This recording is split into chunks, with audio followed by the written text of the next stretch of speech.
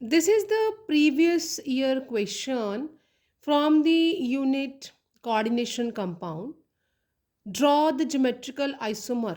हमें यहाँ पे जो कॉम्प्लेक्स है इट इज़ प्रोवाइडेड, इस कॉम्प्लेक्स का हमें ज्योमेट्रिकल आइसोमर बनाना है एंड ज्योमेट्रिकल जो आइसोमर बनेगा which geometrical isomer is optically inactive means which can not rotate plane polarise light and if जिसको भी आप चूज करोगे why you are choosing that. So जो फर्स्ट पार्ट ये क्वेश्चन जो है वो टू पार्ट्स में डिवाइडेड है and this question was asked by CBSE in 2023। So for first जो हमारा फर्स्ट सेशन है उसके लिए जो आंसर होगा that is the geometrical isomer.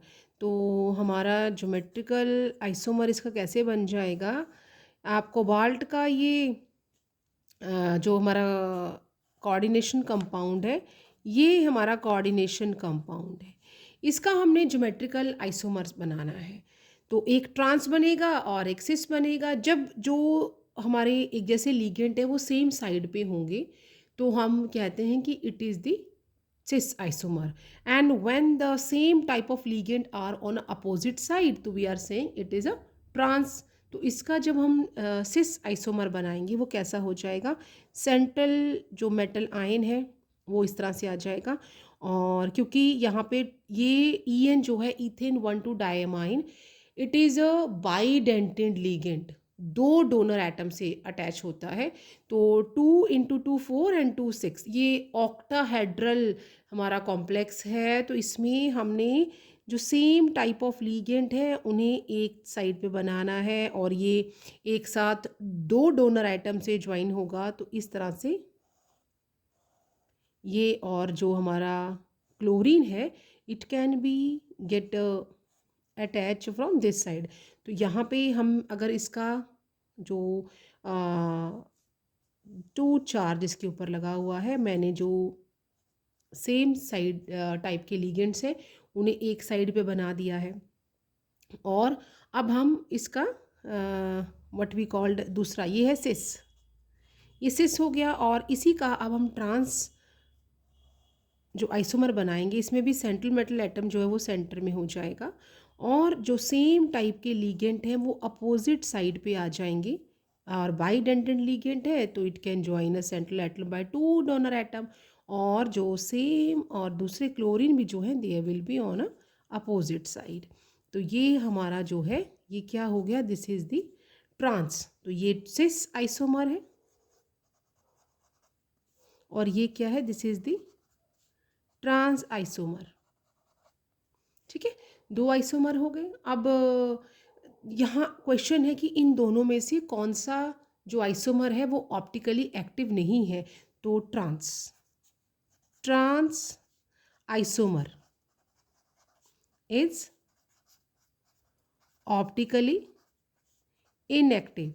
And why it is in optically inactive, reason क्या है, बिकॉज जो ट्रांस है it will form a super impossible mirror image. तो यहाँ पे हम लिख देते हैं because trans isomer form super impossible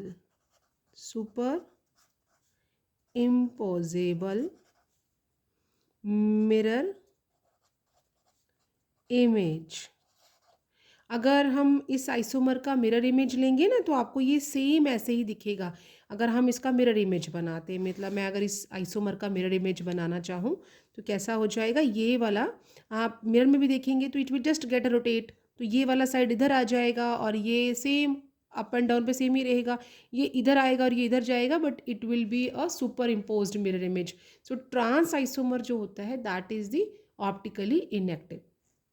इस क्वेश्चन में जो सेकंड पार्ट है, right the hybridization and magnetic behaviour. तो दूसरा जो हमारा सेकंड पार्ट जो है दैट इज़ उसमें हमें क्या दिया हुआ है, we are provided compound coordination complex दिया हुआ है जिसमें कि हमारे पास जो लीगेंट है वो सेम टाइप का लीगेंट है। एंड ये कैसा हो गया, दिस इज़ दी होमोलैप्टिक। जब सारे लीगेंड सेम होते हैं कोऑर्डिनेशन कॉम्प्लेक्स के अंदर या आइडेंटिटी के अंदर, तो हम उसे होमोलैप्टिक कहते हैं। Homoleptic means all ligands are of a same type, तो यहाँ पे सभी सेम है।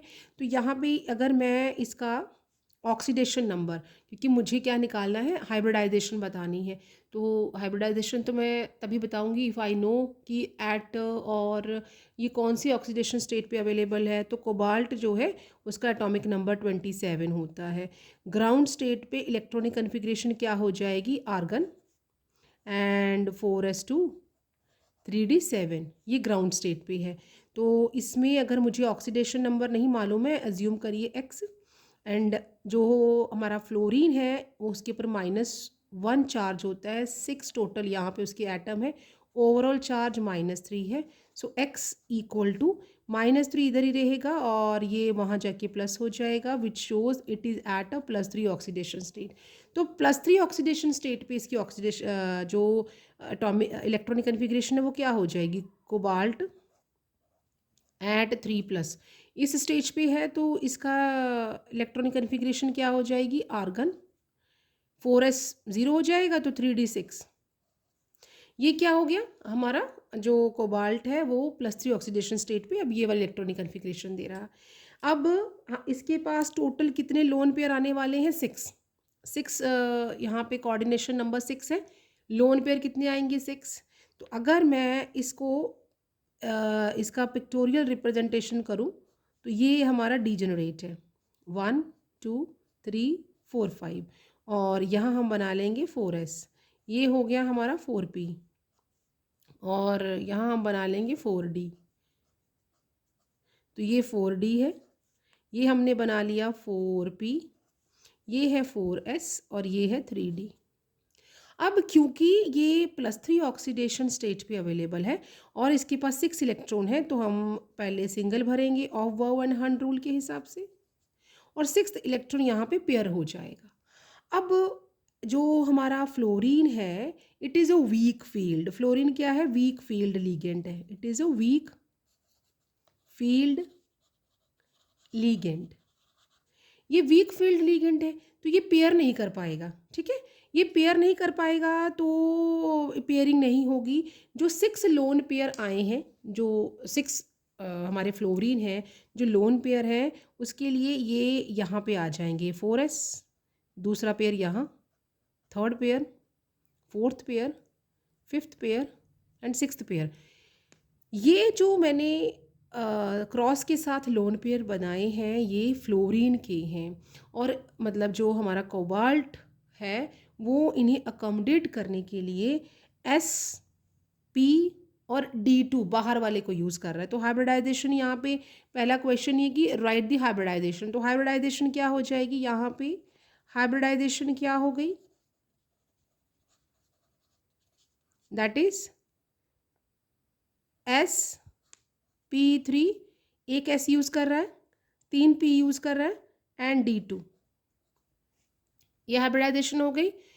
सेकेंड, इसी का सेकेंड पार्ट है right and magnetic behaviour of, इसका हमें मैग्नेटिक बिहेवियर भी बताना है। सो कैन यू टेल कि इज़ इट पैरामैग्नेटिक और डायामैग्नेटिक, क्योंकि बेटा यहाँ पे 4 अनपेयर्ड इलेक्ट्रॉन्स हैं जिनकी पेयरिंग नहीं हुई है, और फ्लोरीन उनको पेयर अप कर भी नहीं सकता because it is a weak field ligand.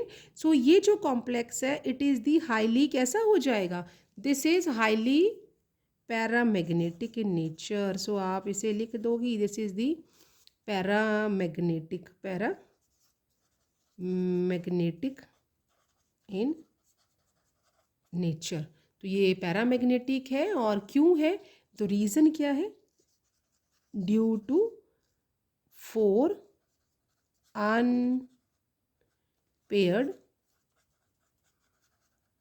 Electrons. तो यहाँ पे 4 अनपेयर इलेक्ट्रॉन्स है, तो ये जो कोऑर्डिनेशन कॉम्प्लेक्स या आइडेंटिटी है it is highly paramagnetic in nature.